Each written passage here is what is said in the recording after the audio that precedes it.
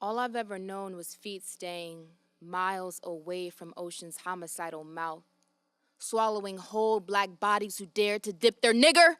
Don't go trying to escape in the water or you'll be corpse dusted, baby. Don't go swimming in the water or you will become the water. So my callous ankles stay shackled on shore, sand particles clutching the cracks of my toes, gripping at my ankles. They know I'm never leaving. Have you ever tried running through sand? Ankles grip like an abusive lover who couldn't stand to see you leave. But if you don't break towards freedom, you'll forever be stuck in a body that would never really belong to you so long as you stay stagnant in their grip. All I've ever known was standing stuck stagnant. Reflective gazes in oceans, not recognizing myself. These legs, all battered, beaten, sand flea bitten, this body, all dressed in sundresses, cut knee-high, me, all disguising myself in an identity I hardly identified with. I look like woman would most days, but I know I am no woman most days. All I've ever known was bones shaking at the sight of the fluid. Fear incited on the thought of becoming fluid, of being an agentic ocean moving between all shores. All I've ever known was not knowing how to float in a body that is flooding on the inside, not knowing how to breathe when water starts leaking uncontrollably out my eyelids at the mere reflection of myself, choking on what feels like the Atlantic rising up in my chest, and I too am afraid of all this fluid inside of me. Do you ever feel genderless some days? Feel the womanlessness of your sway, the manlessness of your soul, like scattered, misplaced water droplets wanting nothing more than to evaporate towards heaven. So when a God and all his Aryan angels look at you with disgust and closes the gates on your kind, at least you will be spat back down as raindrops and embraced by all the other bodies who corrected God's misgendering mouth. Nigger, don't dare get in the water or you'll get bodied. No, baby, mama's sad self scream, my baby girl, they hump for bodies like you. Don't get in the water, those fish hooks are noose. I took a leap in the water and cried, Massa, you can't hold me with your shackles, cried Mama. Let me show you this buoyant body, Mama. You birthed a baby of all water, all fluid, all malleability. Watch me change shapes like water, Mama. Watch my hormone shape shift around men and women. Watch my body embrace this fluidity. Watch my ankles bust through and break free from being shackled in woman's body. Watch my fluid, fleshy self claim the identity you want me to be afraid of. I can swim, Mama. I can swim, Mama. At least in this body, I can now swim.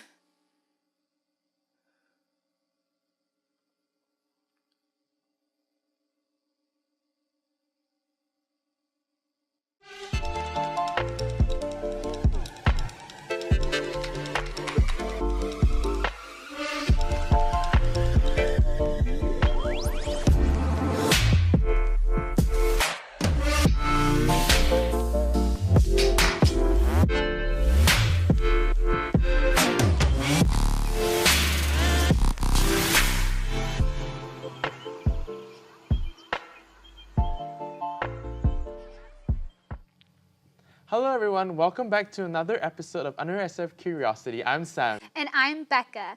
Today on Under SF Curiosity, we have a wonderful show in store, but first we want to thank Sierra Green for that incredible poem. We are so happy she could be here to kick off our show, as it goes perfectly with our theme today. That's right, Becca. Today we wanted to highlight women and femmes of color and their experiences. Women and femmes of color face lack of representation in media, business, and more. According to cadladies.com, women of color make up only 3.8% of board seats on Fortune 500 companies. In addition, women of color lack opportunity to share their perspective and voices in our media today. True. According to Colorline, 67% of trans murders were women of color, and of that percentage, 68% were Black trans women. This week, we had the opportunity to learn about Coco Coalition, which focuses on women of the African American community and create safe spaces for them. The Coco Coalition started with Black and Beautiful's Women's Brunch. By the end of last year, the Black and Beautiful's Women's Brunch reached over 200 women, 6 cities, 4 states, and 2 countries. Since then, they have only grown larger. Sam, I know you visited the organization. How was that? I thought it was wonderful. I had the opportunity to chat with Jasmine Thompson. She's a Bay Area native who hopes on changing the educational landscape in a community. Let's take a look. Thank you so much for having us in this very unique environment. It's pretty awesome. A really different interview. Tell me your name and what do you do in this organization? Awesome. Thank you for having me. My name is Jasmine Thompson. I am one of the co-founders for Coco Coalition. I have a couple roles with the organization. Internally, I'm the brand strategist. And then externally, when we do our Black and Beautiful Women brunches, I am a reproductive health advocate, and I get to talk to women about their reproductive health and ways that they can advocate for themselves and heal themselves. So kind of twofold, an internal and external role. Nice. What is the aim of Coco Coalition? Like, what do you want to spread the word to people of San Francisco? Well, our mission is to create a world where Black women and Black girls can connect, grow, and thrive. I think it's really important in 2018 that people have opportunities to make authentic connections. It's actually harder for adults to make friends. And so we create safe spaces where people can maybe make a new friend or a new business connection or a mentor. Or just someone to talk to, someone to go to the movies with. And so the connection part is really important. And then also the growth piece of it is like emotional and spiritual well-being is not discussed in school. And so myself, Mimo Haile, and Tiffany Wright are my co-founders, and we all have some type of clinical background. And the tools that we have, we want to share, right, on how you can actually heal yourself, heal your traumas, heal any wounds that you have. And so that is the growth piece of it. And then if you have those two things, you can thrive. And it's definitely true that how connection is so important. Mm-hmm. And it's great how you're looking out for the Black community and the women especially. Awesome. So in 2015, we started our first brunch in Oakland. After the Sandra Bland incident, we thought it was really important to create a safe space for Black women to talk about what was happening. And so 2015 was our first year as a passion project, just addressing a need in the community. And so because Oakland is home and where this was first birthed in 2015, the response is massive here. And last year, we actually had 2 sittings of 40 women back to back, which indicated to us a huge need in the Black women of the Bay Area being able to have these spaces. So we're gonna hold a half-day conference in September this year. We're really excited about that. And the theme of this year is Black and Healthy. So we're gonna talk about holistic health, reproductive health, mental health. I'm really excited about this topic. I'm really excited to really tackle it head on because health is such a taboo subject in communities of color. And so we're gonna lift it up and we're gonna have some really juicy conversation and hopefully give people tools that they can use in their lives and in their loved ones' lives. Yeah. So amazing. Do you think it's getting chilly out here? It's a little cold. Yeah, okay. Do you want to grab some coffee and talk more about this? Yes, because it's warm. Yeah. Okay, let's go.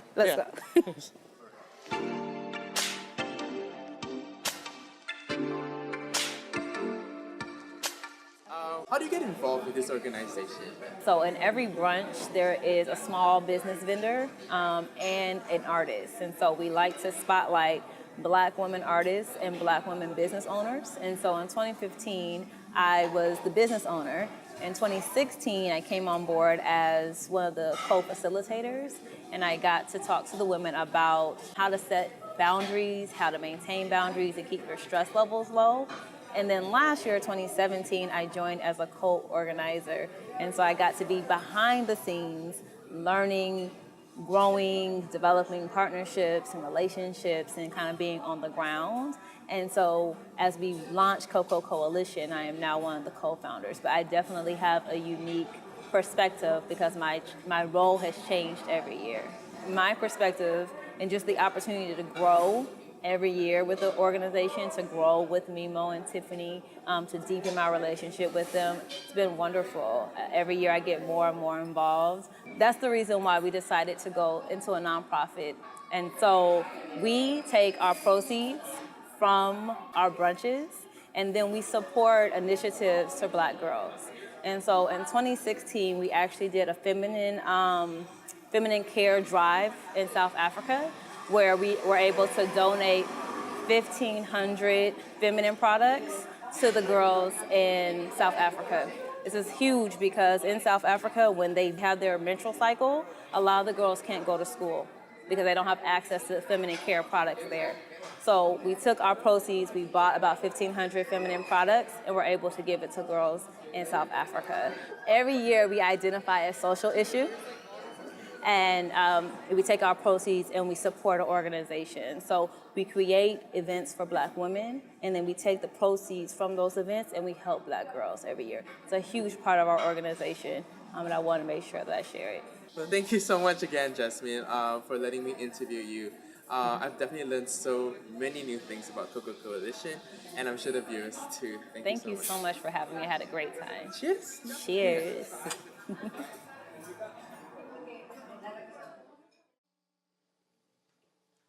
Wow, what a wonderful organization. It's amazing to see the work that they do and the benefits it has within their community. Also, being able to interview Jasmine, which was so amazing, and seeing how much she cares about the organization, both on and off camera, it was evident how passionate she was about her work and the people she helps.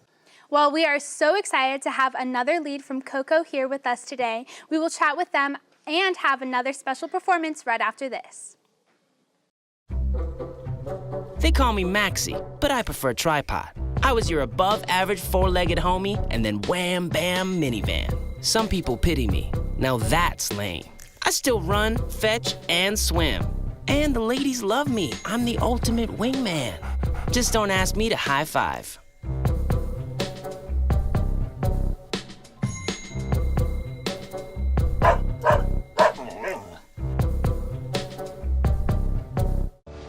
This year, patriotism shouldn't just be about pride of country. It should be about love. Remember that to love America is to love all Americans, because love has no labels.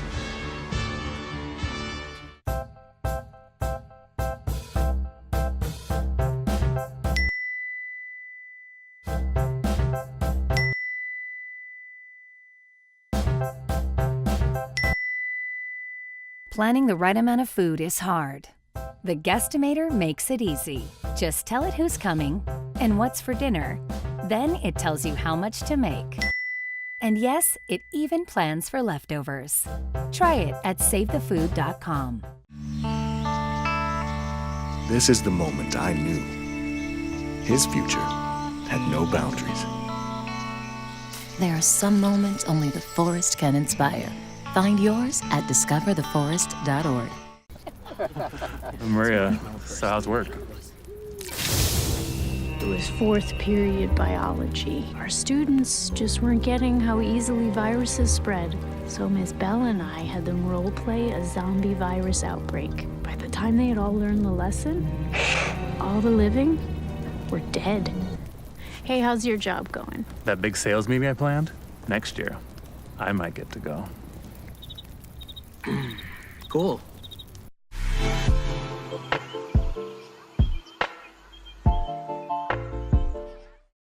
Let's say Adam and Eve never eat the apple. Let's say Adam takes 2 stones and smashes the snake's head between them, and the Lord says, this is good. Let's say Eve remains naked, and the Lord says, this too is good. Let's say the snake was a man, and Adam is a man. And the Lord is not just a man, but a man just the same. And so Eve never knows herself any different until she looks into the water and sees herself naked. Centuries later, you are the only woman in a room full of men. All of them are your friends, so there's no fear today, only laughter, or maybe the fear is too busy laughing to know itself any different. Regardless, they all love you. which is to say they all want you, which is to say that they are hungry. You make a joke. You speak of sex and forget the sacrifice should stay silent on the altar, and all of them laugh except one. You say, if you did that, I would. And he says, if you did that, I would kick you in the stomach. And you are silent. He says, I would push you down the stairs, and you remember that your friend is not just a man, but a man just the same. He keeps joking, and your body remains the joke. The joke is only as good as the room laughing, and this room of men laughing says, this is good. You saw this coming, though, didn't you? You watched him laugh before the casket. You heard him call the corpse a bitch like a eulogy, like a christening, like this is what I name you when no one can hear you name yourself. All of these men are your friends. Any one of them would take 2 stones and smash a snake's head between them for you, but maybe the snake is not a man. Say the snake is a woman. Say the snake is a bitch, a beast that bites, whose head creates venom instead of swallowing it before a man, in all his laughing fear, reaches for a stone. Are you the laughter or the fear? Are you the snake or the stone? Or are you Eve, naked, watching Adam silence the only voice that sounds like yours? There are some men who want to love you, and there are some men who want to fuck you, and there are some men who want to bury their knife inside the meat of you, and all of them call you the same name to your face. Good and evil existed before the apple. The taste only taught us how to name it. In the story, though, no one eats the apple, and so no one can tell the difference, and everyone goes hungry, and only the Lord can name the uneaten, and the Lord, in his man's voice, in all his laughing fear, the Lord says this too is good.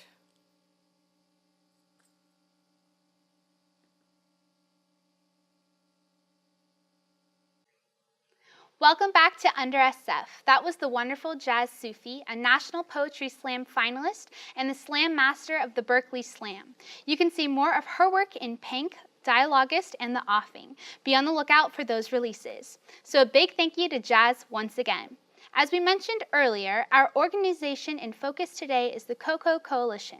We are thrilled to have another lead here in studio with us. Mimo Haile is the co-founder of Black and Beautiful Women's Brunch. We are so happy to have her joining us today. Thanks for being here. Thank you for having me. So let's get started by talking about how did you get involved in Coco Coalition? Sure. So Coco Coalition started in actually this year, and we founded it based on the Black and Beautiful Women's Brunch that we've had for many years. Wow. And that's how I'm involved. That's great. Thank you. It's wonderful to like create that space, Yeah. a safe space for women.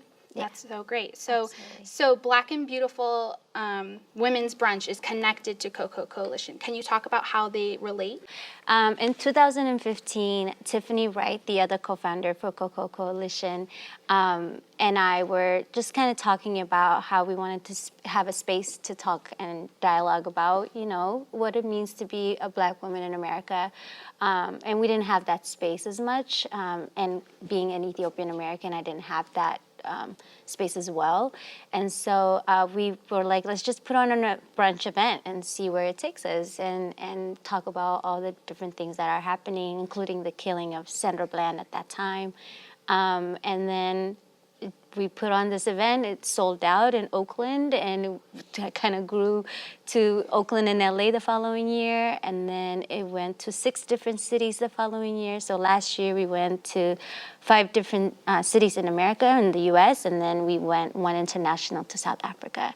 And then we were like, okay, we want to create another thing to house the brunch so that it can grow and that we can make money off of it and give back. And so we created the Coco Coalition, which launched about 2 weeks ago, actually. And it's a 501c3 and helping us to kind of make money so that we can give back to young Black girls. Yeah. So it's brand new. That's Brand so new. exciting. Yes, it is. And that's so wonderful that you are just gathering all these communities to like work together and thrive. Absolutely. Through all those cities. That's wonderful. Yeah, it's pretty cool. So what are some positive changes that you've seen come from this organization? It's twofold. One being that as a co-founder, I'm learning a lot what it means to be a woman of African diaspora in America. I came here about 20 years ago from Ethiopia, so my experience as a Black woman in America is very different than a person who's been here and has had generations of Black women in America, right? And so it's just teaching me those two different levels of identities and how they intersect, which is really beautiful and amazing. And the other positive thing that happens within it is also the amount of network that is being built between the groups that we are having in our place, in the space that we are creating. And that's so great for you to work with something that you're so passionate about. Absolutely, absolutely. I bet intersectionality plays a big role in your work. Can you please explain how important it is for this organization? Absolutely. So if you don't mind me asking, I'm going to ask you a few questions, and then you can maybe tell me what you know or don't know, and then I'll go into what that means into the organization. So are you aware of Eric Garner? Yeah. How about Tamir Rice? Sounds familiar. And about Mike? And how about Mike Brown? Yeah. Okay. So how about Tanisha Anderson? Not as familiar. Okay. How about Megan Hockaday? Okay. So the reason I bring up these different names, the first list is African American males. The other two ladies or three ladies that I mentioned are also affected by police violence, but you don't really hear about them. And this is where intersectionality meets, right? There is two levels to discrimination for African women or African American women in America, is that they are women and then they also have a race factor to it. And so what our hope is to really make the space that we create a place for women of the African diaspora to communicate and be able to be seen, to be heard, and we're hoping that it grows into something bigger. Yeah, Absolutely. and I mean, the good that you're doing for all those people, I'm sure they all, appreciate all that hard work. Thank you, thank you. So what other benefits would you like to see come from Coco Coalition? The biggest benefit that I would love to see is that we want to give back to young Black girls. We want to make sure their voices are heard and that bridges are built between the gap that there's there and the lack of resources that are there. We hope that when we do events that are out there, we hope that folks can help us volunteer, get the word out. I know there's social media and there's a big, ways of going about it, but I feel like the connection that you make with a person is so, so important. And so whomever is our ally and want to see us grow, I just wish that they talk about us more and connect us to people that are out there that might help us as well. Wow. Yeah. Well, thank you so much for interviewing with me today. Yeah. I feel like I've learned so much, and you guys are just doing such good work. Thank you so much. I appreciate it. It was really wonderful to meet you and all of that. Awesome. Thank you. For more information, visit cococoalition.org. We will be right back after this short break. Queen is just my everything. His smile did it. His smile, his eyes, his knowledge. My landlord, he decided that he wanted me to move based on the fact that I was transgender.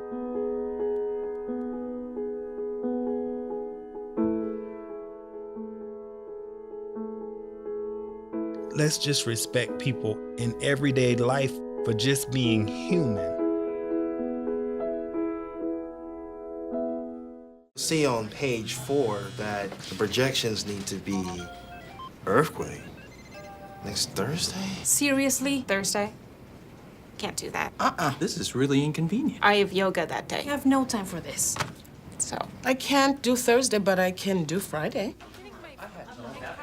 Disasters don't plan ahead. You can. Talk to your loved ones about how you're going to be ready in an emergency. Don't wait. Communicate. Staring contest. You still got it. I know. Come alive with the forest. Visit discovertheforest.org to find a forest near you. Okay, so we drowned the fire. Yep. Stirred it. Drowned it again. And now just feel if it's cold. Yeah. Cool.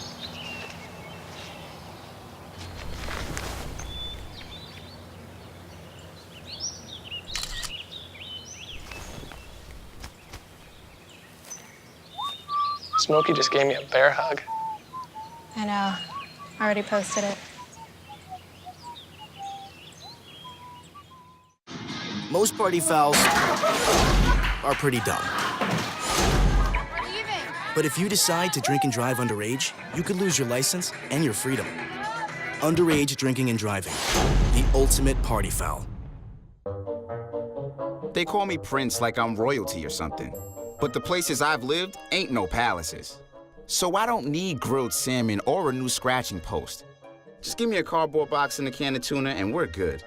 You can even change my name. I'm cool being the kitty formerly known as Prince.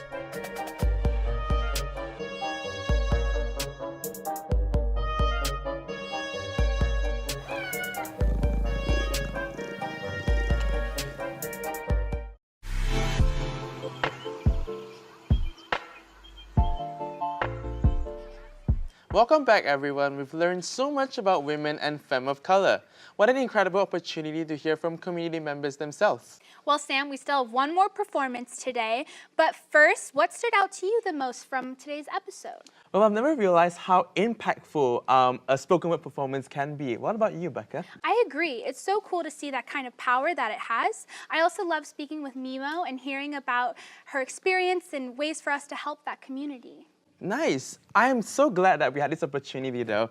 And next week, our curiosity-filled adventure continues as we visit Sunday Streets. Sunday Streets is an organization that sets up temporary open spaces for families to enjoy. We're excited to highlight them next week. Me too. But today we have one more guest. Our next performer, Ablo, is a first-generation Colombian and Mexican poet and storyteller.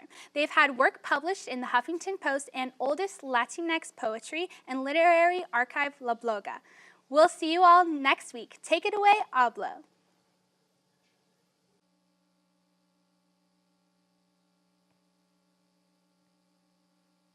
Frustrated. Frustrated by the constraints of my mind. The fact that I walk in the room and got a command space because according to colonization, space ain't rightfully mine. The fact that patriarchy got me fucked up telling girls across the globe they can't go to school. Tell my homegirls in Navajo that their worth ain't nothing unless their stomach is baby fool. Promoting marriage and child rearing amongst young, low-income women of color, as opposed to telling us that we can grasp a higher consciousness and that we have the capacity to inspire another. Inspire another. Inspire another. It's always someone else's problem, fault, and excuse that allows for women to put another woman's capacity aside. You say you on another level, but full of the conscious woke pride. I got normalized illusions living under white supremacy, because if I be addressing every single injustice I see, these people don't know what they get when they mess with me. When they question the strength that is women of color in our flow, it takes them all but a second longer glance to see that wisdom we got, the others won't ever know. That's why they're scared and second guessing, because the power of mi hermanas y curandera blessings are higher than they can ever conceive of my essence. Frustrated, because they make us feel the void of generations of trauma with a colonized mindset that we deserve to be poor and we just gotta be smarter. They got us fighting over turf like which woman belongs to who, all in this scheme of distracting us from the fat cats dropping bombs on hospitals and schools. Got me compas of Afro descent saying that Black Lives Matter. You hear me? Black Lives Matter. Fighting for the right to breathe, fighting a new set of laws disguised with racist banter. Got indigenous people fighting greedy corporations before and after Standing Rock. What they think they could just destroy sacred water and ain't something gonna pop off? Frustrated. Because women and children are being held like prisoners along the southern border, as if the shipments to refill gun demands in Latin America didn't come from a white man's order. So, I'm gonna check you for a minute. Just because you buy a headdress don't mean you cultured. Just because you paint your face for the Dia de los Muertos don't mean you have a right to build an altar. And just because you listen to rap music don't mean you understand the struggle. And just because you identify as an intersectional feminist ally don't mean you humble someone let shit be known. I don't got time to educate you. I don't gotta smile for the male privilege you exert. So you a male feminist, meanwhile, not giving a damn about the woman's mentality and body that she hurt. You want to beat another woman silly because she slept with your man? I'll talk with you all about the social historical factors that disintegrate a woman's capacity to only being able to keep a man. Yeah, I'm frustrated because white feminism is focusing on equal pay for women. My first thought is, what type of women? Frustrated because me cruising in the LGBTQ community got me filled with spicy adjectives and presumptuous people of interest. Frustrated, so damn frustrated, y'all, with racism, xenophobia, transphobia, and countless other forms of oppression. Frustrated with this world because you're seen as weak when you show sincere affection. So all I know is, y'all, is I'm not gonna die frustrated. I'm gonna do something about it.